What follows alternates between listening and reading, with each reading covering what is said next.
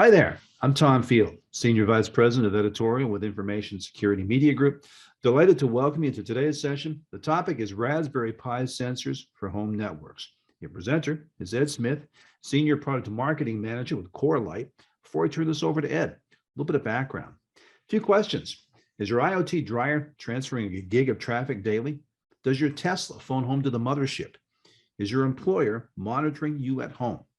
Well, in today's session, you're going to learn how to gain visibility into your home network using a Raspberry Pi, how and where to connect a Raspberry Pi to your network, and strange examples of what people have found on their own home networks. I think you're going to be enlightened. A little bit of background on Information Security Media Group.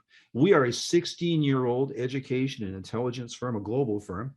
We're based in Princeton, New Jersey in the US. Of course, you may know us by one or more of our 34 media properties. These include Bank Info Security, Gov Info Security, Data Breach Today.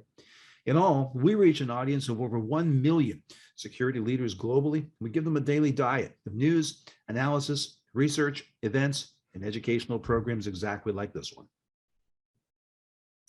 Few notes of housekeeping. One, if you have any questions for Ed anytime during this session, you can submit them by the chat window on your screen. Now, no doubt we can't get to every question, but promise you this, any questions we don't answer in the course of today's session, we'll get responses back to you via email afterwards. If you should experience technical issues while viewing today's webinar, do take down that email address on your screen. If you write to webinars@ismg.io, we've got technical support staff standing by to respond. Also, a reminder, today's webinar is copyrighted material. It's meant for today's session and individual study purposes only. If you'd like to use any of the information presented today, or if you're looking for customized training material, please contact us. Let's meet our sponsor today, Corelight. Corelight provides security teams with network evidence so they can protect the world's most critical organizations and companies. On-prem and in the cloud, Corelight's open network detection and response platform enhances visibility and analytics, leading to faster investigations and expanded threat hunting. And let's meet our speaker. Ed Smith is Senior Product Marketing Manager at Corelight. He's got 7 years experience working in the cybersecurity industry, representing IaaS, DevOps, and vulnerability management solutions, including his most recent roles as Director of Marketing at Cloud Passage and Senior Product Marketing Manager at Tripwire. With that, it is my delight to turn this over now to Ed Smith. Ed, stage is yours. Thanks for the intro, Tom. We'll go ahead and get started with the presentation today. Going to be talking about Raspberry Pi sensors for home networks.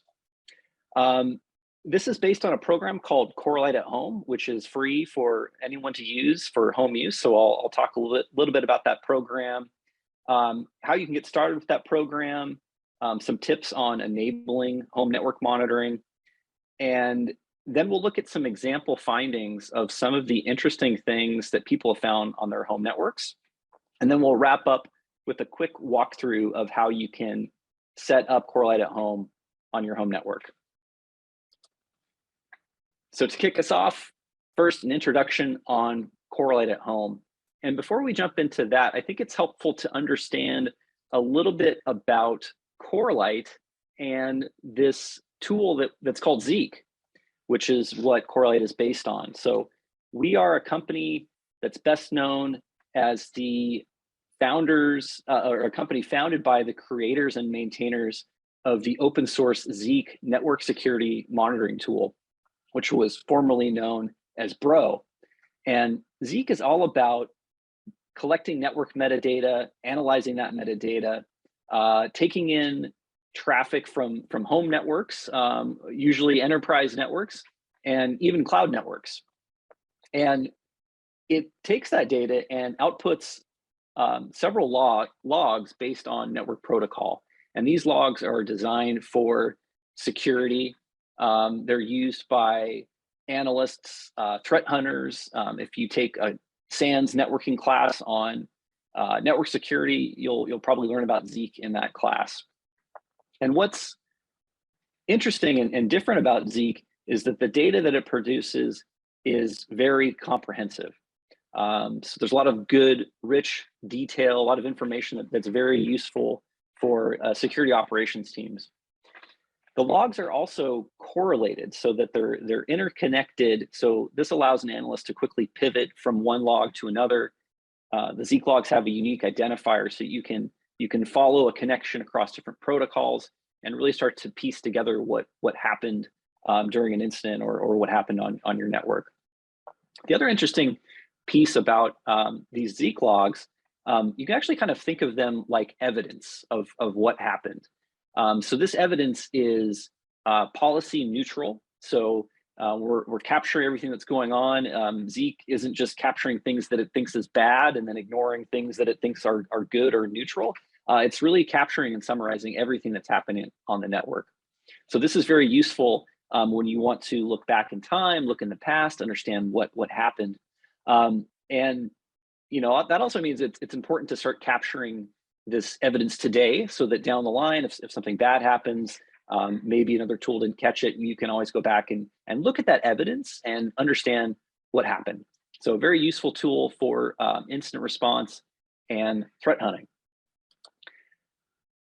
Here we have an example of one of the DNS logs, and this is just one of the different types of evidence that Zeek produces. So in this case, we have a DNS log, and we're comparing it against a typical DNS server log in the bottom. So this is a good example of the rich additional details that you get working with a Zeek log. So compared to an operational DNS log from your DNS server, might not have really important information that a SecOps analyst would need. So for example, having both the query to a DNS, a DNS query, as well as the response to that query is not something that you'll typically find in an operational DNS log. The other key component to or complement to Zeek is a product called, or another open source tool called Suricata. And Suricata is a signature-based engine. It's an intrusion detection system. It's the same Suricata if you've heard of that before. But what we've done is we've integrated it into the Zeek logging framework. So that allows an analyst to quickly pivot from an alert that's raised by Suricata back to that Zeek evidence. So that allows you to see what happened right before that alert, what happened right after that alert, and then just in general, the context around that alert that allows you to perform an investigation on that. So we found that a lot of our customers were using the two together, right? So it's kind of like that peanut butter and chocolate story, better together. So that's why we've integrated them. And you can think of it in terms of a security system. You have Suricata, that's kind of like your security alarm. Blinking light goes off when somebody's trying to break into the building. And then Zeek is the security camera. So being able to see, outside and inside the building, down the halls, what happened during, what happened before, and what happened after that security alert. And to give you some context, before we talk about Corelight at home in particular, this is what a typical deployment looks like in an enterprise environment. You have traffic that's coming in from your network. It could be a cloud network. Typically, these are packet brokers or a virtual tap in the instance of cloud environments. That traffic comes into a monitoring interface, which is a sensor. Could be cloud, could be physical, could be software, could be a virtual sensor, and that's performing the analysis and then outputting that evidence in the form of logs, alerts, extracted files, and even the raw packets if you want to capture those as well. And this is traditionally what we've done with Corelight. This is kind of the product that we sell, but that's not what we're here to talk about today. We're here to talk about Corelight at home. And to give you a little bit of backstory, a couple years ago, at the beginning of the pandemic, we had a lot of people working from home, right? But a lot of our, people we were working with were very interested in learning about Zeek, learning about Suricata, but they're stuck from home, don't have access to their labs or their tools. So we came up with Corelight at home. And Corelight at home, it's a free I think, kind of fun way to get more familiar with Zeek and Suricata by deploying those tools in a Corelight package on a Raspberry Pi sensor for home network use. So it's free to sign up. Anyone can sign up and use this on their home network with a Raspberry Pi. And what's interesting is, nowadays there's so many smart devices on our networks, from TVs to thermostats to smartphones and even, electric vehicles like Tesla. All of these devices are now smart devices. They're communicating the internet, often communicating back to cloud-based services. And a lot of times we don't see or notice that communication is going on. And there can be some pretty interesting things that are happening on your network that you might not know about. And we'll talk about this a little bit later. So for anyone that's curious, kind of a hobbyist, maybe you already have some Raspberry Pis laying around, this is the program for you. It's a fun way to see what's going on in your network. Who's your refrigerator talking to in the middle of the night? What kind of encryption are the devices on your network using? How many devices are there on your network? So it can be really interesting to see who's reaching out to who, what services are being used. And Corelight at Home is a way that you can answer some of those fun questions. So unlike the previous deployment diagram, Corelight at Home is a little bit more simplified, right? So rather than a physical or virtual or AMI appliance, we're just running this on a Raspberry Pi. This is based on our software sensor. So it's essentially a Linux application. Pretty easy to set up and use at home. The other components that you'll need, in addition to signing up for a free license from us, you'll need your Raspberry Pi. You'll also need a way to mirror or tap your network, which I'll talk about that in the next section. So stay tuned for that. And then we'll need a place to put all of this information, all of this evidence that's being generated by Corelight at Home. So you'll need a log store. We recommend Humio. It's a log management and observability platform, a company recently acquired by CrowdStrike. They have this awesome Humio Community Edition, which is also free. I'll have a link to that at the end of the presentation. And that's all you need to get started. Like I said, it's free, it's open. If you like it and want to share it with others, feel free to invite others to the program as well. But let's talk a little bit about how you will want to enable monitoring of home networks. So how do we tap that traffic and get that to a Raspberry Pi sensor? This section is based on a blog post that was written by Richard Baitlick, who is a strategist and author in residence here at Corelight. And you may have heard of Richard before. He literally wrote the book on network security monitoring. So he is a fantastic resource, has an awesome blog, lots of great resources. And this is one that Richard contributed. So we'll review some of the concept in his blog post, thinking about some of the architectural issues to keep in mind. And not only for Corelight at Home, but for any type of network instrumentation that you might want to deploy. So if we take a look at a standard home network setup, and this is more or less what's typical for a home network in North America. Typically, you have your internet service provider giving you an all-in-one device that provides a link to the CPE, the customer premise equipment, your cable modem, your fiber modem, and that's going off down into the service that they're providing, down the device line back to their central office or down to equipment in your apartment building. So they're giving you this all-in-one device that typically provides two functions. Number one is Wi-Fi access, and number two is wired access. So the question is, how are we going to get traffic from this network into your Raspberry Pi to feed Corelight at Home? So with Corelight at Home on your Raspberry Pi, you're going to have a listening interface set up, and you need to get there needs to be a way to get traffic to that interface. So in this diagram, we're showing that scenario. Now, if this was an enterprise environment, usually you'd go off and you'd get a tap or a packet broker and you'd put it in one of these locations, right? A, B, C, or D.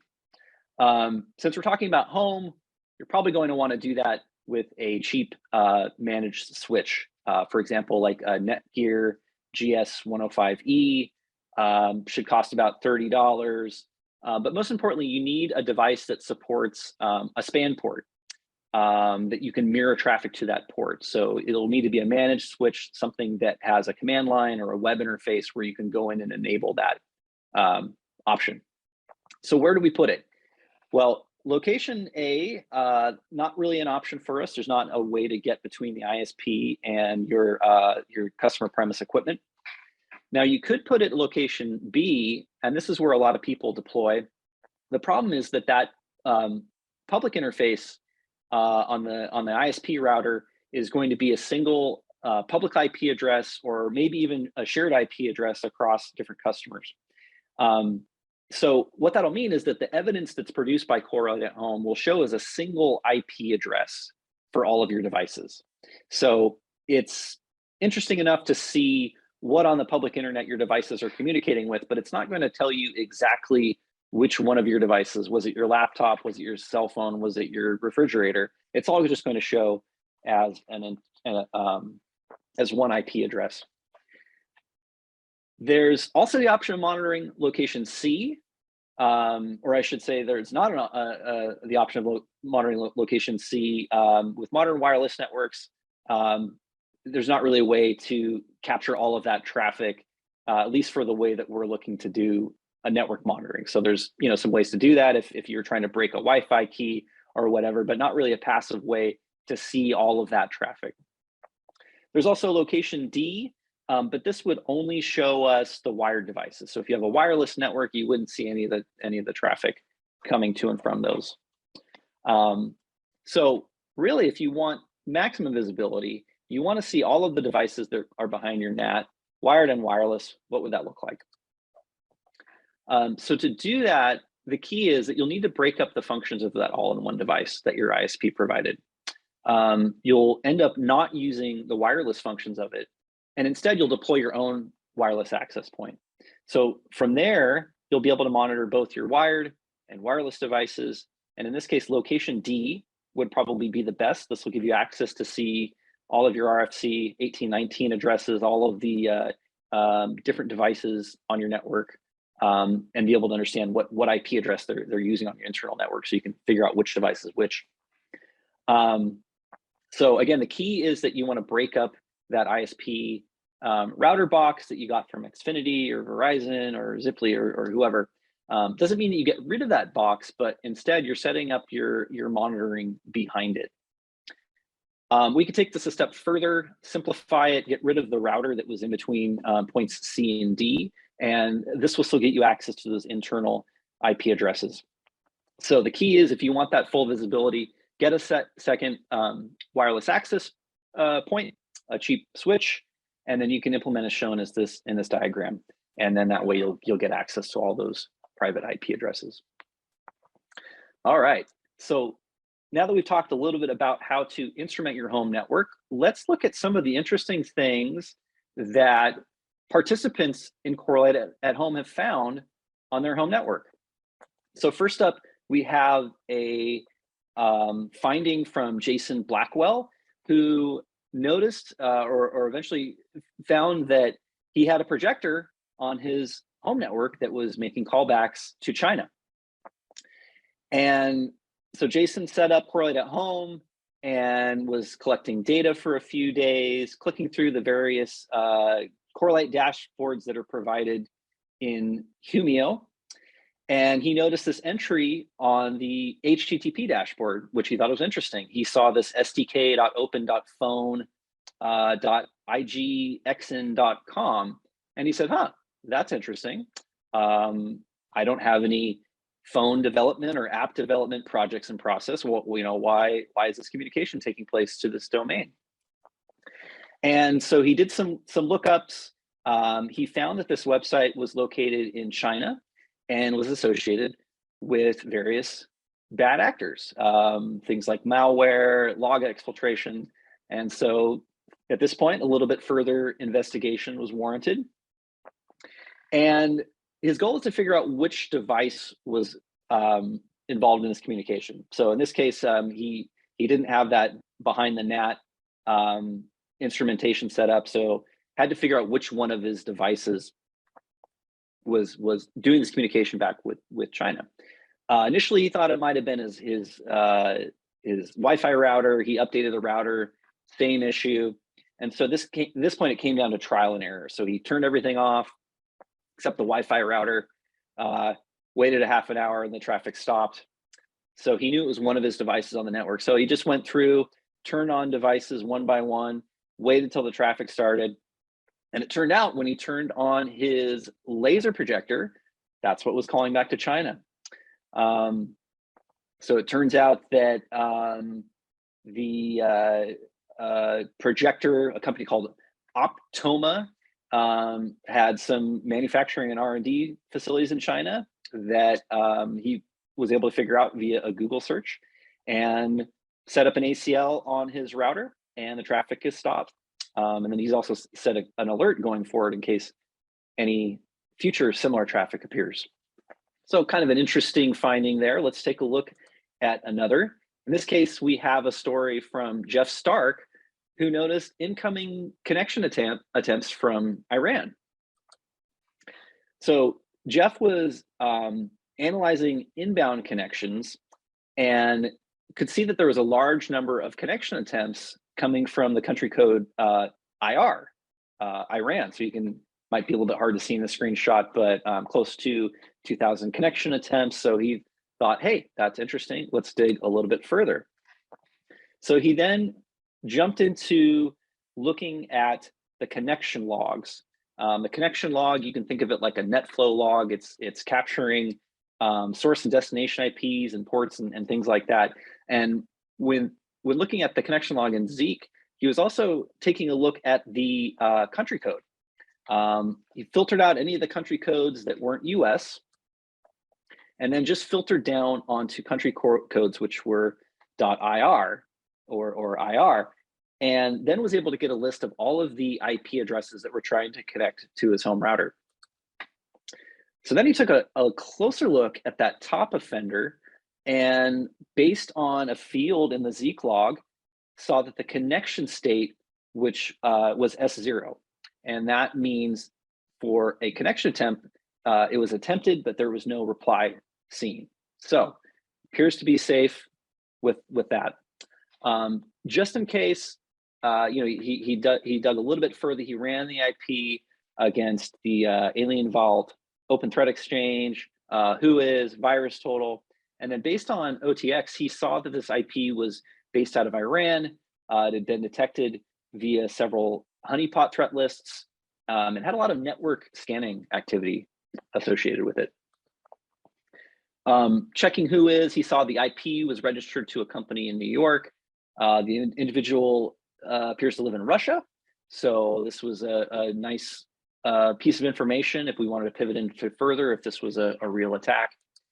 And then finally stopped by VirusTotal, which had a session.json file that was associated with the IP address. So some interesting leads there that he found with this connection attempts coming in from Iran.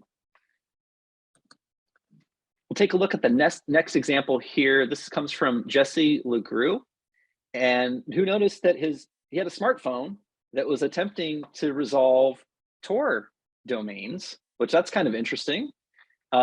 Looking through some of the Suricata alerts that he found on his network, one of the things that he found was that one of his devices was accessing a .onion domain through Tor. And he hadn't used Tor recently, so he was pretty surprised to see that. When he got this alert, at that point, he had trained most of his systems to remove false positives. So at this point, he knew if something was popping up, it was probably something interesting, something worth looking into. And as he dug in, he discovered that the source was his Samsung phone. And it happened right after he performed an OS update on the phone. So he had not seen this alert before, although the system hadn't been in place that long. So he was a little concerned. He was thinking about, why would this show up, and why would it only happen after I performed this update? So the traffic that generated this alert was a DNS query to google.com.onion. Okay, that's kind of interesting. Let's dig in a little bit further. And he saw that the reply from the DNS was that the domain did not exist. So there was no traffic generated from this request. And that kind of underscores what I mentioned earlier about having that additional context, not just a raw DNS log, but actually seeing what the reply from that DNS query was very helpful in this case.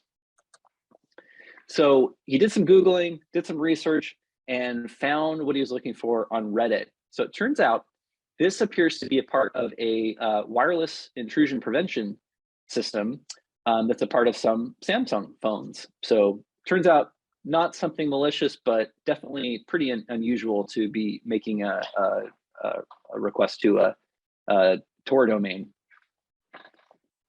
And then lastly, we'll talk a little bit about this finding from Kimi Yoshida, who set up Corelight at home to monitor his Tesla. So in this case, we're talking about, in Kimi's words, a 5,000-pound IoT device. And really what the communication we're looking at here is the MCU in the car, the media control unit. So that large iPad in the front seat with the navigation. It's got LTE and Wi-Fi, phones home to the internet quite a bit. So Kimi upgraded his MCU and then noticed that there was some differences in the traffic that he was seeing communicating from his Tesla. So he started with this is actually a firewall log, so not Corelight at home, but Kimi was looking at his firewall log, and he noticed that the car, it wasn't phoning home occasionally, once a day, once an hour. It was constant communication. So he got very curious about what is my car actually doing? So he went in to the Zeek logs, taking a look at the DNS requests, and this is just a snapshot of the DNS queries. He saw some interesting things, probably some things you would expect, like Tesla.services, API, telemetry, vehicle files, something called conman, potentially that's connection manager, a log upload subdomain. So kind of some interesting stuff in there. And also some things that look like music streaming services, chill tracks, tune in. And looking a little bit further, looking at the connections made by the car, a lot of time synchronization. Interestingly enough, he didn't notice that before the update. So a recent addition to the communications. Some HTTP connections, a lot of streaming radio stuff, and a bunch of TLS connections.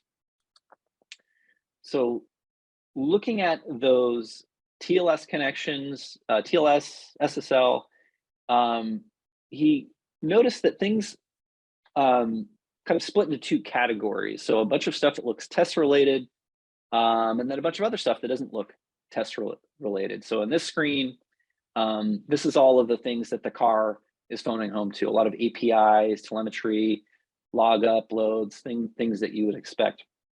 And then in the other category, then would be the non-Tesla traffic.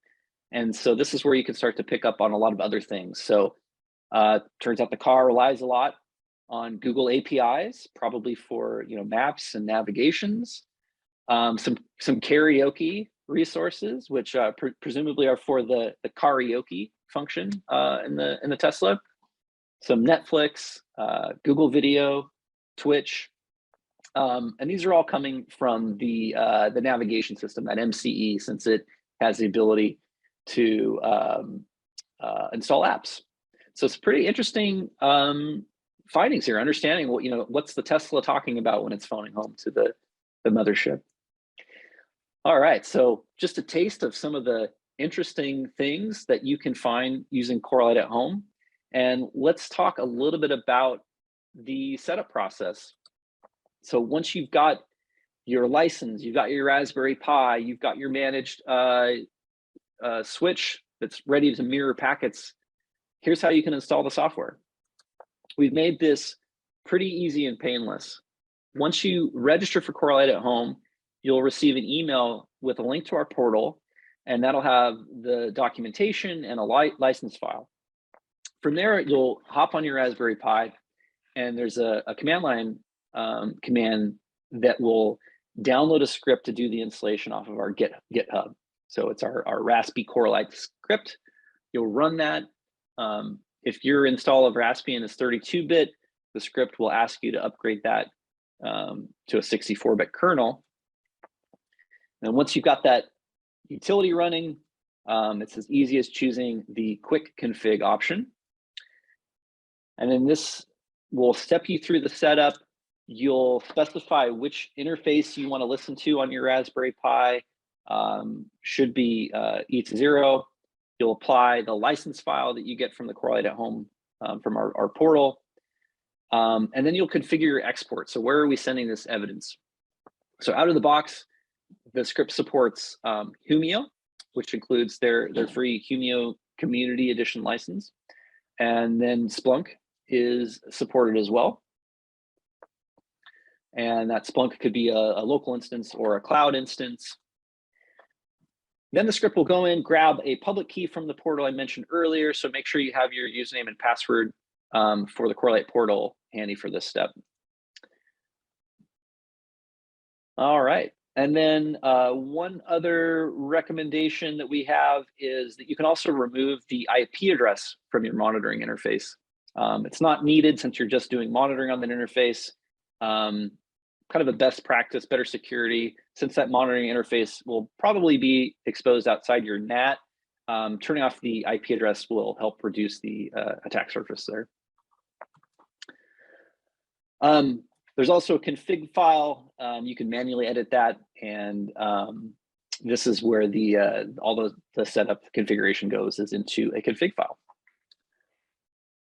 All right, so a couple references before we wrap things up, hand it back to Tom for Q&A. We got the link to sign up. So if you're ready to get started, you can head over to the address on the screen. Also have a link to the Humio Community Edition.